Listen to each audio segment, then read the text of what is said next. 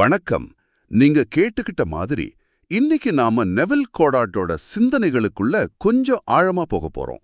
குறிப்பா அவரோட இறுதி விரிவுரைகள், அதாவது 1972 வாக்குல அவர் பேசின விஷயங்களோட சாராம்சத்தை அலசுவோம். ஆமா. இது ஒரு ஆன்மீக ஞானியோட கடைசி வருஷ போதனைகள் பத்தின ஒரு க்ளோஸ் பார்வை மாதிரி. சரியா சொன்னீங்க. அந்த காலகட்டத்துல நெவில் காடாட் சொன்ன முக்கிய கருத்துக்களை ஆழமா புரிஞ்சுக்கிறது தான் நம்ம நோக்கம். இதுல பாத்தீங்கன்னா 2 மெயின் த்ரெட்ஸ் ஓடுது. ஒன்னு விதி, த லா. இது நம்ம நடைமுறை உலகத்துல நமக்கு வேணுங்கிறத எப்படி அடையறதுங்கிறத பத்தி பேசுது. சரி. இன்னொன்னு வாக்குறுதி, த ப்ராமிஸ். இது கம்ப்ளீட்டா ஆன்மீக விழிப்புணர்வு, நமக்குள்ள நடக்கிற தெய்வீக அனுபவங்களை பத்தினது. இந்த 2 விஷயத்தையும் அவர் எப்படி விளக்குனாருன்னு பார்க்கலாம். நெவிலோட ரொம்ப முக்கியமான, ஒரு சிலருக்கு கொஞ்சம் அதிர்ச்சியா கூட இருக்கலாம், அப்படி ஒரு கூற்று என்னன்னா, நம்ம கற்பனை சக்தி தான் கடவுள். ஆமா, அதுதான் மையம். இது வெறும் வார்த்தை இல்ல. இது அவர் தன்னோட சொந்த அமானுஷ்ய அனுபவங்கள், அப்புறம் வேதங்களுக்கு ஒரு புதுவிதமான விளக்கங்கள் கொடுத்து எப்படி நிறுவினாருங்கிறது தான் ரொம்ப சுவாரஸ்யமா இருக்கு. வாங்க இத பத்தி கொஞ்சம் விரிவாகவே பேசுவோம். இந்த போதனைகள்லாம் அவருக்கு எங்கிருந்து வந்துச்சு? சும்மா படிச்சு தெரிஞ்சுக்கிட்டதா, இல்ல அவரோட சொந்த அனுபவமா? நிச்சயமா அவரோட அனுபவங்கள் தான் இதுக்கு பேஸ். 1929ல நடந்த ஒரு எக்ஸ்பீரியன்ஸ் அவர் அடிக்கடி சொல்லுவார். 1929லயா? ஆமாம். அவர் ஒரு தீவீக சபைக்குள்ள, ஒரு டிவைன் கவுன்சிலுக்குள்ள போனதாகவும், அங்க எல்லையில்லாத அன்பை, இன்ஃபினிட் லவ்வ உணர்ந்ததாகவும் சொல்றாரு. அதுதான் அவரை இன்னும் ஆன்மீக உண்மைகளை தேட வச்சதுன்னு சொல்றாரு. ஆனா அவரோட டீச்சிங்ஸோட மையமா மாறின அனுபவங்கள், அது 1959ல தான் ஆரம்பிச்சது. ஆமா, 1959 ஜூலை 20 அந்த தொடர் அனுபவங்கள், குறிப்பா தன்னோட மண்டையோட்டோட அடியிலிருந்து அவர் மறுபடி பிறக்கிற மாதிரி ஒரு உயிர்த்தெழுதல் அனுபவம், அதைத்தானே அவர் வாக்குறுதி, அதாவது த ப்ராமிஸ்னு சொல்ல ஆரம்பிச்சாரு. மிகச்சரியா. இத அவர் ஏதோ உருவகமா இல்ல கனவா பார்க்கல. ஓ, இது நமக்குள்ள இருக்கிற கிறிஸ்துவ, அதாவது நம்மளோட உண்மையான தெய்வீக சுபாவத்தை நாம உணர்ந்துக்கிற ஒரு ப்ராசஸ் அப்படிங்கிறார். இது படிப்படியா நடக்கும், பல கட்டங்களா நடக்கும்னு சொல்றார். இதோட தொடர்ச்சியா 1963 ஜான்வரி 1 அன்னைக்கு பரிசுத்த ஆவி ஒரு புறா ஷேப்ல அவர் மேல இறங்குன அனுபவத்தையும் சொல்றாரு. புறாவா? ஆமா. இது கடவுளோட ஒரு முழுமையான ஒன்றிணைதல், ஒரு கம்ப்ளீட் யூனியன், அப்படி ஒரு நிலைன்னு அவர் விவரிக்கிறார். அப்போ இந்த அனுபவங்களோட ரியாலிட்டி அது எந்த அளவுக்கு உண்மைன்னு சொன்னார்? நம்ம பாக்குற இந்த உலகத்தை மாதிரியா? அதுக்கும் மேலன்னு சொல்லலாம். அவர் இதுக்கு ஒரு பேர் சொல்றார், முப்பரிமாண யதார்த்தம், கியூபிக் ரியாலிட்டி. கியூபிக் ரியாலிட்டியா? அப்படின்னா, அதாவது இப்ப இந்த ரூமு, இந்த மைக்கு, இதெல்லாம் நமக்கு எவ்வளவு உண்மையா தெரியுதோ அதை விட ஆழமான, திடமான ரியாலிட்டி கொண்டவை இந்த உள் அனுபவங்கள்ங்கிறார். ஓஹோ. இது வெறும் எண்ணங்கள் இல்ல, இது நமக்கு உள்ள ஒளிஞ்சிட்டு இருக்கிற ஒரு பெரிய யதார்த்தத்தோட வெளிப்பாடு. நம்மளோட உண்மையான இயல்பு வெளிப்படும் போதே இந்த உள் உலகம் இந்த வெளி உலகத்தை விட உண்மையா தெரியுங்கிறது அவரோட கருத்து. இது நேரா நெவிலோட மைய கருத்துக்கே நம்மளை கூட்டிட்டு போகுது இல்லையா? அந்த ஷாக்கிங்கான ஸ்டேட்மெண்ட், கற்பனையே கடவுள். இது கொஞ்சம் விளக்க முடியுமா? இதுதான் நெவில் டீச்சிங்ஸோட இதயம். அவர் ரொம்ப தெளிவா சொல்றாரு. பைபிள்ல கடவுள் தன்னை நான் இருக்கிறேன் அப்படின்னு அறிமுகப்படுத்திக்கிறார். ஐ ஆம். ஆமா. அந்த நான் இருக்கிறேன், ஐ ஆம், அது வேற யாரும் இல்ல. அதுதான் உங்களோட, என்னோட, நம்ம எல்லாரோடவும் அற்புதமான மனித கற்பனை திறன். Your own wonderful human imagination. நம்ம கற்பனை திறனா? ஆமா, அதத்தான் அவர் கடவுள்கிறாரு. இந்த கடவுள் எங்கேயோ வானத்துல இல்ல, உங்களுக்கு உள்ளே இருக்காரு. இதுதான் இந்த பிரபஞ்சத்தோட ஒரே படைப்பு சக்தி. ஆஹா, படைப்பு சக்தி நமக்கு உள்ளே இருக்குன்னா அப்போ வெளியே கடவுளை தேடுறதுல அர்த்தம் இல்லைன்னு சொல்றாரா? அதனாலதான் அவர் இந்த வெளிப்புற மத சடங்குகள், புனித பொருட்கள் இதெல்லாம் ரொம்ப கடுமையா விமர்சிக்கிறாரா? ஆம், கரெக்டா புரிஞ்சுக்கிட்டீங்க. கல்லறையில கிடைச்ச துணின்னு சொல்றது, சிலுவையோட உண்மையான மரத்துண்டுன்னு சொல்லி சுத்துறது, இதையெல்லாம் அவர் கிண்டல் பண்றார். மார்க் ட்வைன் சொன்னது கூட கோட் பண்றார். இப்படி சேகரிச்ச சிலுவையோட மரத்துண்டையெல்லாம் ஒன்னா சேர்த்தா ஒரு பெரிய வீட்டையே கட்டிரலான்னு. அவர் ஒரு டிவி டிபேட்ல ஒரு ஆர்கியாலஜிஸ்டோட, தொல்பொருள் ஆராய்ச்சியாளரோட மோதனதாவும் சொல்லிருக்காரு. ஆமா, அந்த ரிசர்ச்சர் இயேசுவோட கல்லறையிலிருந்து எடுத்ததா நம்பப்பட்ட ஒரு துணியை கொண்டாந்தாராம். அதுல ஒரு உருவம் பதிஞ்சிருந்ததாம். சரி. நெவில் அவர்கிட்ட கேட்டாராம், வேதம் சொல்லுது அவர் வெளிப்படும் போது நாம் அவரை போலவே இருப்போம்னு, நீங்க இப்ப பாக்குறதுக்கு அந்த துணியில இருக்கிற உருவம் மாதிரி இருக்கீங்களா அப்படின்னு. அவர் என்ன சொன்னார்? இல்லன்னு அவர் ஒத்துக்கிட்டதும் நெவில் சொன்னாராம், அப்படியானா கிறிஸ்துவ வெளியில தேடாதீங்க, அவர் உங்களுக்குள்ள தான் இருக்கார். அவரை நீங்க உங்களுக்குள்ள கண்டுபிடிக்கும் போது நீங்க அவரை போல மாறுவீங்க. இதுதான் அவர் சொல்ல வந்ததோட சாரம். அதனால தான் அவர் பைபிள ஒரு ஹிஸ்டரி புக்காவோ இல்ல ஒரு ஜியோகிராஃபி கைடாவோ பார்க்காம மனுஷனோட மனசுக்குள்ள ஆன்மாவுக்குள்ள நடக்கிற ஒரு பெரிய சைக்கோலாஜிக்கல் டிராமாவா பார்க்கறாரு. கரெக்ட். கோல்கொதாங்கிறது வெளியில இருக்கிற மலை இல்ல, அது மனுஷனோட மண்டை ஓடு, ஸ்கல். கிறிஸ்து சிலுவையில் அறையப்படுறது வெளியில இருக்கிற மரத்துல இல்ல, மனிதகுலம், ஹியூமனிட்டி அப்படிங்கிற மரத்துல தான் விளக்குறார். மிகச்சரி. படைப்பு சக்தி உங்களுக்குள்ள உங்க கற்பனையில இருக்கிறதால வெளியே தேடுறதும் வெளிப்புற சடங்கு நம்புறதும் அர்த்தம் இல்லாதது. எல்லாமே உங்களுக்குள்ளேயே நடக்குது. இததான் அவர் திரும்ப திரும்ப சொன்ன விஷயம். சரி, இது ஒரு ஆழமான தத்துவ பார்வை. ஆனா இதை நம்மளோட அன்றாட வாழ்க்கையில நம்ம பிராக்டிக்கல் தேவைகளுக்கு எப்படி பயன்படுத்துறது? இங்கதான் இந்த விதி, இந்த லா அப்படிங்கிற கான்செப்ட் வருதா? அதை எப்படி ஆக்டிவேட் பண்றதுன்னு விளக்க முடியுமா? நிச்சயமா. இதுதான் நெவில் போதனைகளோட பிராக்டிக்கல் அப்ளிகேஷன். விதியோட செயல்பாடு பார்க்க சிம்பிளா இருந்தாலும் ரொம்ப பவர்ஃபுல். முதல்ல நீங்க என்ன அடைய விரும்புறீங்க, உங்க இலக்கு என்ன, அதை ரொம்ப ரொம்ப தெளிவா வரையறுத்துக்கணும். கிளாரிட்டி. அது ஒரு புது வேலையா இருக்கலாம், இல்ல உடல் ஆரோக்கியமா இருக்கலாம், இல்ல ஒரு குறிப்பிட்ட தொகையா இருக்கலாம், எது வேணாலும் இருக்கலாம். அடுத்த ஸ்டெப்பு, அந்த ஆசை ஏற்கனவே நடந்துட்டா, அது உண்மை ஆயிட்டா எப்படி இருக்கும், என்ன நடக்கும், அதை கன்ஃபார்ம் பண்ற மாதிரி ஒரு சின்ன சீன், ஒரு காட்சியை கற்பனை பண்ணணும். ஒரு காட்சி உதாரணத்துக்கு? உதாரணமா, வேலை கிடைச்சிருந்தா உங்க நண்பர் உங்களுக்கு வாழ்த்து சொல்ற மாதிரி, இல்ல நீங்க அந்த புது ஆபீஸ்ல உட்கார்ந்திருக்கிற மாதிரி, அப்படி ஒரு காட்சி. இப்போ மிக மிக முக்கியமான ஸ்டெப் இதுதான். அந்த கற்பனை காட்சி உண்மையா இருந்தா நீங்க எப்படி உணர்வீங்க? அந்த ஃபீலிங், அந்த உணர்ச்சி. ஆமா, அந்த சந்தோஷம், நிம்மதி, திருப்தி, நன்றி உணர்வு, அந்த உணர்வை, அந்த ஃபீலிங்க முழுசா உங்க கற்பனையில கொண்டு வரணும். சும்மா ஒரு படமா பார்க்காம அந்த உணர்வை நிஜமாவே அனுபவிக்கணும். அந்த உணர்வுல நீங்க முழுசா மூழ்கி நீங்க அந்த இலக்கை அடைஞ்ச ஆளாவே மாறிட்டதை நம்பணும். இதத்தான் நெவில் அனுமானம்னு சொல்றார். Assumption of the feeling of the wish fulfilled. அந்த நிறைவேர்ந்த உணர்வை எடுத்துக்கிறாரு. சரியா சொன்னீங்க. கடைசியா அந்த அனுமானத்துல அந்த நிறைவேர்ந்த விருப்பத்தோட உணர்விலேயே நீங்க தூங்க போகணும். உங்க ஆழ்மனசுக்கு, அதாவது உங்களுக்குள்ள இருக்கிற கடவுளுக்கு உங்க விருப்பம் சொல்லியாச்சுங்கிற முழு நம்பிக்கையோட சரண்டர் ஆகணும். நீங்க வேற எதுவும் செய்ய தேவையில்லை. அப்போ நாம கற்பனை பண்ணிட்டு சும்மா இருந்தா போதுமா? அது எப்படி நடக்கும்? நீங்க சும்மா இருக்க மாட்டீங்க. அந்த ஆழமான அனுமானம் உங்க ஆழ்மனசுல பதிஞ்ச பிறகு உங்களுக்குள்ள இருக்கிற அந்த படைப்பு சக்தி, கடவுள், அதை வெளிக்கொண்டு வரத்துக்கான வழிகளை உருவாக்க ஆரம்பிக்கும். நீங்க காலையில எந்திரிக்கும் போது அந்த இலக்கு நோக்கி உங்களை அறியாமலேயே சில விஷயங்களை செய்ய தோணும். சரியான ஆட்களை சந்திப்பீங்க, தேவையான வாய்ப்புகள் உங்களை தேடி வரும். அது ஆட்டோமேட்டிக்கா நடக்கும். இதுக்கு நெவில் அவரோட லைஃப்ல நடந்த நிறைய உதாரணங்களை சொல்லியிருக்காரு. எனக்கு அந்த மேடை போயும் போன கதை ஞாபகம் வருது. ஆமா ஆமா.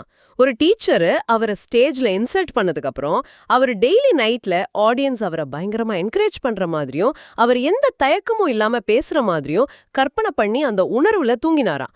கொஞ்ச வாரத்திலேயே அவரோட ஸ்டேஜ் ஃபியர் சுத்தமா போயிடுச்சாம். ஆச்சரியமா இருக்கு.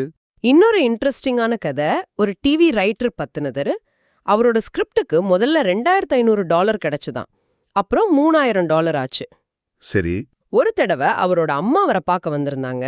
அப்போ ரைட்டர் $3000 வாங்குறதா சொன்னப்போ அம்மா ரொம்ப இயல்பா, இல்லையே நீ $3500 வாங்குறதா நினைச்சேன் அப்படின்னாங்களாம். அவங்க பாட்டுக்கு சொல்லிட்டாங்க. ஆமா, ரைட்டர் எவ்ளோ விளக்கியும் அந்த அம்மா மனசுல அவங்க பையன் $3500 வாங்குறதா அனுமானம் பண்ணிக்கிட்டாங்க. அந்த ஃபீலிங்ல இருந்தாங்க. அப்புறம் என்னாச்சு? கொஞ்சம் மாசத்துல அந்த ரைட்டரோட ஏஜென்ட் கூப்பிட்டு ப்ரொடியூசர் எந்த காரணமும் இல்லாம தானாவே முன்வந்து அவரோட சம்பளத்தை $3500 ஏத்திட்டதா சொன்னாராம். அடேலப்பா, அந்த அம்மாவோட சிம்பிளான ஆனா உறுதியான அனுமானம் பழிஞ்சிருச்சு. இதுதான் விதியோட செயல்பாடு. கரெக்ட். இதே மாதிரி ஒரு ஃப்ரெண்டுக்கு வேலை கிடைக்கணும்னு இவர் கற்பனை பண்ணது, ஓப்ரா டிக்கெட்ஸ் கிடைக்காம இருந்தப்போ தனக்கு 2 டிக்கெட் கிடைச்சிட்டதா கற்பனை பண்ணி அடுத்த நாளே ஒருத்தர்கிட்ட இருந்து ஃப்ரீயா கிடைச்சது. ஆமா, ராணுவத்திலிருந்து மரியாதையா ரிலீஸ் ஆகணும்னு கற்பனை செஞ்சது. பல வருஷமா தள்ளிப்போன எகிப்து பயணம் ரொம்ப ஈஸியா அமைஞ்சது. இப்படி நிறைய சொல்றாரு. ஆம், இதெல்லாம் விதி எப்படி வேலை செய்துங்கிறதுக்கு ஆதாரமா அவர் சொல்றாரு. இதுல முக்கியம் நம்பிக்கை, விடாமுயற்சி, ஒருவேளை நம்ம மனசு சந்தேகப்பட்டாலும் பயந்தாலும் திரும்ப திரும்ப அந்த நிறைவேறின விருப்பத்தோட உணர்வுக்கு வரணும். பைபிள்ல இயேசு 70 தடவை 7 மன்னிக்க சொல்றத இதுக்கு உதாரணமா காட்டுறாரு. 70 தடவை 7 அப்படின்னா? அதாவது உங்க இலக்குல இருந்து உங்க மனசு மாறினாலும் அதை பொருட்படுத்தாம திரும்ப திரும்ப மன்னிச்சு, அதாவது புறக்கணிச்சு உங்க லட்சிய உணர்வுக்கு, அந்த ஃபீலிங்குக்கு திரும்ப வரணுங்கிறது தான். அவர் கற்பனையை ஒரு திராட்சை கொடியோட ஒப்பிடுறதும் ஞாபகம் வருது. ஆமா, அது ஒரு நல்ல உவமை. உங்க கற்பனை தான் உண்மையான திராட்சை கொடி, ட்ரூ வைன். அதுல வர்ற பழங்கள் தான் உங்க வாழ்க்கையில நடக்கிற சம்பவங்கள். நீங்க தேவையில்லாத கிளைகளை, அதாவது நெகட்டிவான உளுப்பேச்சு, சந்தேகம், பயம் இதையெல்லாம் வெட்டி எறியணும். உங்க இலக்க உறுதி பண்ற எண்ணங்கள்ல மட்டும் கவனம் செலுத்தணுங்கிறார். உங்க இன்னர் டாக், உங்க உள்பேச்ச கவனிங்க. அதுதான் உங்க உலகத்தை உருவாக்குது. சரி, இந்த விதியை வச்சு நம்மளோட உலக தேவைகளை பூர்த்தி செய்யறது, சூழ்நிலைகளை மாத்துறது பத்தி பார்த்தோம். ஆனா நெவில் போதனைகளை இன்னொரு ரொம்ப ஆழமான விஷயம் இருக்கே, வாக்குறுதி, தி ப்ராமிஸ். அது இதிலிருந்து ரொம்ப வேற மாதிரி இல்லையா? அது உலகப் பொருள்கள் பத்தி இல்லைன்னு தோணுது. நிகழ்வு ஒரு தெய்வீக அனுபவங்களோட சீரீஸ். இது ஒவ்வொரு மனுஷ ஆன்மாவுக்கும் கடவுளால கொடுக்கப்பட்ட வாக்குறுதி. அது கரெக்டான நேரத்துல நிறைவேறும்னு நெவில் சொல்றாரு. இது எல்லாருக்கும் எந்த விதிவிலக்கும் இல்லாம நடக்க காத்துக்கிட்டு இருக்குங்கிறது அவரோட நம்பிக்கை. இந்த வாக்குறுதியில என்னென்ன நிலைகள் இருக்கு? இதுல ஒரு 5 முக்கியமான அனுபவங்கள் ஒரு வரிசையில நடக்கும்னு சொல்றார். முதல்ல உயிர்த்தெழுதல், ரெசரெக்ஷன். நீங்க தூப்பத்திலேருந்து எந்திரிக்கிற மாதிரி உங்க மண்ட ஓட்டோட அடியிலேருந்து நீங்க விழிக்கிற ஒரு அனுபவம். சரி.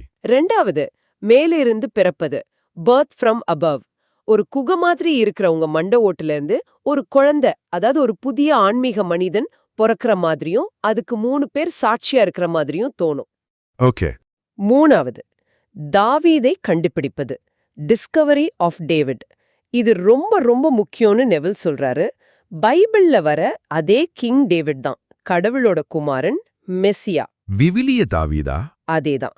அவர் உங்க முன்னாடி தோன்றி உங்களை என் தந்தை, மை ஃபாதர்னு கூப்பிடுவார். அந்த செகண்ட்ல நீங்க தான் அந்த தாவீதோட தந்தை, அதாவது நீங்களே கடவுள் பிதா, காட் த ஃபாதர்ங்கிறத நீங்க ஆழமா உணர்வீங்க.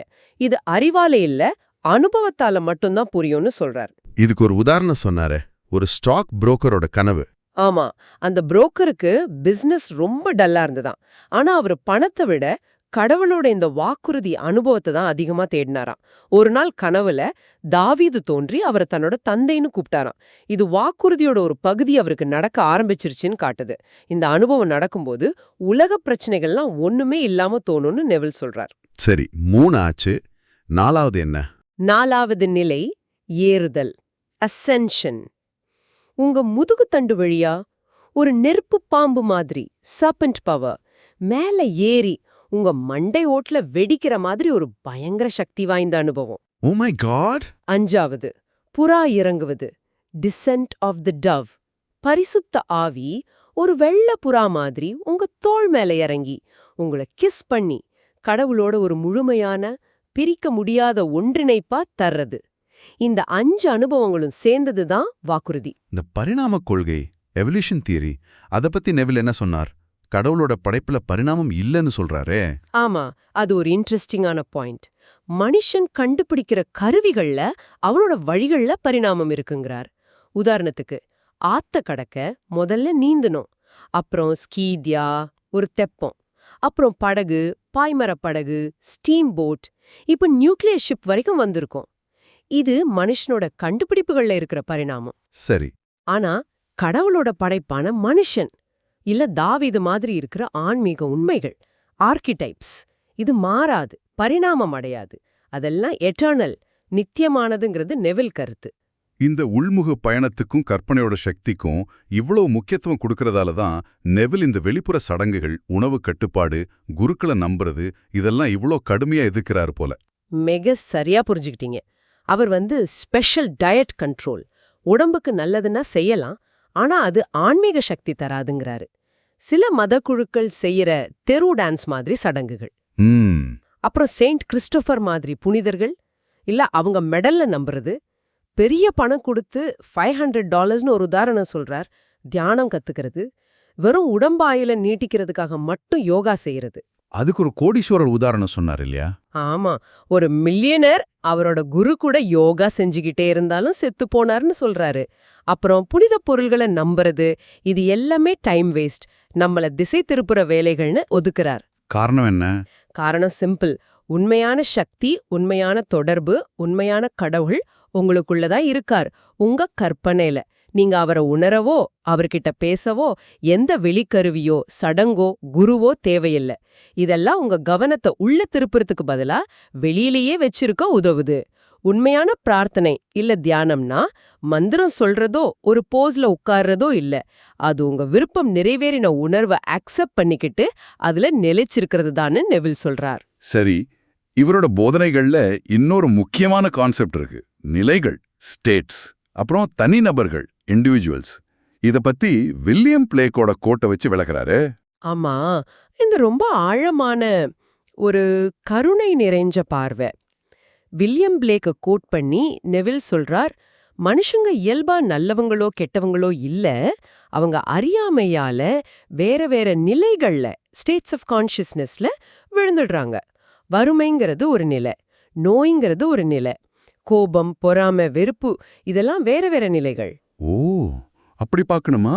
ஆமா, நாம தனிப்பட்ட ஆட்களை வெறுக்கவோ கண்டனம் பண்ணவோ கூடாது. அவங்க மாட்டியிருக்கிற அந்த நிலையத்தான் நாம பார்க்கணும். அப்போ கடவுளோட நியாயப்படுத்துதல், ஜஸ்டிஃபிகேஷன்னா என்ன? கடவுள் யாரையும் தண்டிக்கிறதில்ல, ஜட்ஜ் பண்றதில்லன்னு நெவில் சொல்றார். அதுக்கு பதிலா கடவுள் எல்லோரையும் அவங்க இருக்கிற அந்த நெகட்டிவ் நிலையிலிருந்து விடுவிக்கிறார், மன்னிக்கிறார், அவங்க குற்றம் இல்லாதவங்க, ஜஸ்டிஃபைட் அப்படின்னு தீர்ப்பளிக்கிறார். இதுதான் தெய்வீக நியாயப்படுத்துதல். இது நம்மள எல்லா நிலைகள்ல இருந்தும் விடுவிக்கிற கடவுளோட செயல். இதோட பிராக்டிக்கல் யூஸ் என்னன்னா, நம்மால யாரையும் நிரந்தரமா வெறுக்க முடியாது. ஒருத்தர் தப்பு செஞ்சா அவர் அந்த தப்புங்கிற நிலையில இருக்காருன்னு புரிஞ்சுக்கணும். நாம் அவரை மன்னிக்க முடியும். அது மட்டும் இல்ல, நம்ம கற்பனை மூலமா அவர் அந்த நிலையிலிருந்து வெளியே வந்து ஒரு நல்ல நிலைக்கு, உதாரணமா வேலையில்லாத நண்பர் வேலைக்கு போன நிலைக்கு போக உதவலாம். இதுதான் உண்மையான மன்னிப்பு, உண்மையான அன்புங்கிறார். கடைசியா, ஒருவேளை எல்லாத்தையும் விட ஆழமான, புரிஞ்சுக்க கொஞ்சம் சவாலான ஒரு கருத்தை பத்தி பேசலாம். உலகம்ங்கிறது நீங்களே வெளியே தள்ளப்பட்டது, யுவர் செல்ஃப் புஷ்ட் அவுட். இதோட அர்த்தம் என்ன? இதுதான் நெவில்லோட மெட்டாபிசிக்ஸோட உச்சம்னு சொல்லலாம். இது கேட்கறதுக்கு முதல்ல நம்ப முடியாத மாதிரி இருக்கலாம். இதோட அர்த்தம் என்னன்னா, நீங்க பார்க்குற இந்த வெளி உலகம், மனுஷங்க, சம்பவங்கள், சூழ்நிலைகள், இதெல்லாம் உங்களுக்கு வெளியில தனியா இயங்குற விஷயங்கள் இல்ல. இல்லையா? இல்ல, அது உங்களுக்குள்ளதான் இருக்கு. உங்க ஆழ் மனசோட, உங்க கற்பனையோட, உங்க உள் நம்பிக்கைகள் மற்றும் உணர்வுகளோட ஒரு ரிஃப்ளெக்ஷன் இல்ல ப்ரொஜெக்ஷன். அதுதான் நீங்க பார்க்குற இந்த உலகம். சுருக்கமா சொன்னா, நீங்க சந்திக்கிற ஒவ்வொருத்தரும், நீங்க அனுபவிக்கிற ஒவ்வொரு நிகழ்வும் உங்க இருப்போட ஒரு அம்சத்தை காட்டுது. அந்த டிவி ரைட்டரோட கதை இதுக்கு பெஸ்ட் உதாரணம் இல்லையா? அவரோட ப்ரொடியூசரை மாத்த நினைக்கவே இல்லை. ஆனா தன்னோட ஸ்கிரிப்ட் பத்தின பாராட்டு குட்ல இருந்து கிரேட், ஜஸ்ட் கிரேட், அப்புறம் டெரிஃபிக், கடைசியா அப்சல்யூட்லி சென்சேஷனல்னு தன் கற்பனையில மாத்தினாரு. ஆமா, அவன் மாத்தவரு தன்னோட உள் அனுமானத்தை மட்டும்தான். ஆனா அதுக்கேத்த மாதிரி அந்த ப்ரொடியூசரோட வார்த்தைகளும் அவரோட அணுகுமுறையும் மாறுச்சு. ஏன்னா நெவில் பார்வையில அந்த ப்ரொடியூசர் அந்த ரைட்டரோட ஒரு பகுதி, அவரோட உள்நிலையோட வெளிப்பாடு. அந்த ரைட்டரே சொன்னாராம், இந்த உண்மை முதல்ல அவரை ரொம்ப பாதிச்சதுன்னு. ஆமா, ஏன்னா இதோட அர்த்தம் உலகத்தை மாத்தணும்னா வேற யாரையும் மாத்த ட்ரை பண்ணக்கூடாது, நம்மளத்தான் மாத்திக்கணுங்கிற ஒரு பெரிய பொறுப்பு இதுல இருக்கு. அவர் வீட்ல பூனை கார்பெட்டை கிழிச்ச கதை ஞாபகம் வருது. அது ஒரு சின்ன விஷயம் மாதிரி தெரிஞ்சாலும் இதே பேசிக்ஸ சொல்லுது. ஆமா, அந்த பூனை விடாம வீட்டுக்குள்ள கார்பெட்டை கிழிக்குதான். நெவில் டீச்சிங்க கேட்டவர் 2 நாள் நைட்ல அந்த பூனை வீட்டுக்கு பின்னாடி அதுக்காகவே போட்டிருந்த ஒரு பழைய கார்பெட் துண்டை கிழிக்கிறத கற்பனை செஞ்சாராம். அந்த உணர்வுல தூங்குனாராம். அப்புறம் 3வது நாள்ல இருந்து அந்த பூனை சாகுற வரைக்கும் ஒரு தடவை கூட வீட்டுக்குள்ள கார்பெட்டை கிழிக்கவே இல்லையா. பூனையை கூட நம்ம கற்பார கண்ட்ரோல் பண்ணதா பாருங்களேன். இது ஜோக்கா தெரிஞ்சாலும் இதுக்கு பின்னால இருக்கிற உண்மை ஆழமானது. உங்க உலகம் ஒரு கண்ணாடி மாதிரி. அதுல தெரியற பிம்பத்தை, உலகத்தை மாத்தணும்னா நீங்க கண்ணாடிய துடைக்கவோ திட்டவோ கூடாது. உங்க முகத்தை, அதாவது உங்க உள்நிலைய, உங்க கற்பனைய தான் மாத்தணும். இது ஒரு ஆழமான பொறுப்புணர்வு, அதே நேரத்துல அளவே இல்லாத சுதந்திரத்தையும் தருது. ஆஹா, நிவில் கோடாட்டோட இந்த இறுதி பேச்சுகள்ல இருந்து நாம எடுத்துக்க வேண்டிய முக்கியமான விஷயங்கள் என்னன்னா, உங்க கவனத்தை உள்ள திருப்புங்க. உங்களோட அற்புதமான மனித கற்பனை திறன் தான் கடவுள். அதுதான் பிரபஞ்சத்தோட ஒரே படைப்பு சக்தி. அதன் மூலமா விதியை பயன்படுத்தி உங்க வெளி உலகத்தை நீங்க விரும்பின மாதிரி மாத்தி அமைக்கலாம். அதே சமயம் இந்த உலக வாழ்க்கைக்கு அப்பாற்பட்ட ஒரு மிக ஆழமான தெய்வீகமான ஆன்மீக பயணமும் நமக்காக காத்துக்கிட்டு இருக்கு. அதுதான் வாக்குறுதி. இது எல்லாருக்கும் நிச்சயம் உண்டு.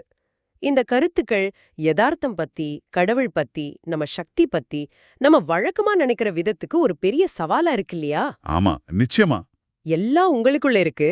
நீங்களே உங்க ரியாலிட்டிய உருவாக்குறீங்கங்கிறது ஜீரணிக்க கொஞ்சம் கஷ்டமா இருக்கலாம். ஆனா அது ஒரு ஆழமான விடுதலை தர பார்வை. நீங்க யோசிக்கிறதுக்காக ஒரு கடைசி கேள்வி. நெவில் சொல்ற மாதிரி உங்க கற்பனையே உண்மையான யதார்த்தம் மற்றும் படைப்பு சக்தி அப்படின்னா, இன்னைக்கு ராத்திரி நீங்க எந்த ஒரு புது அனுமானத்தை, அசம்ஷனை உண்மையா ஏத்துக்கிட்டு அதுல உறுதியா நிக்க போறீங்க? எந்த அனுமானமும் உங்க உலகத்தை மாத்த ஆரம்பிக்கும்னு நீங்க நம்புறீங்க? யோசிச்சு பாருங்க.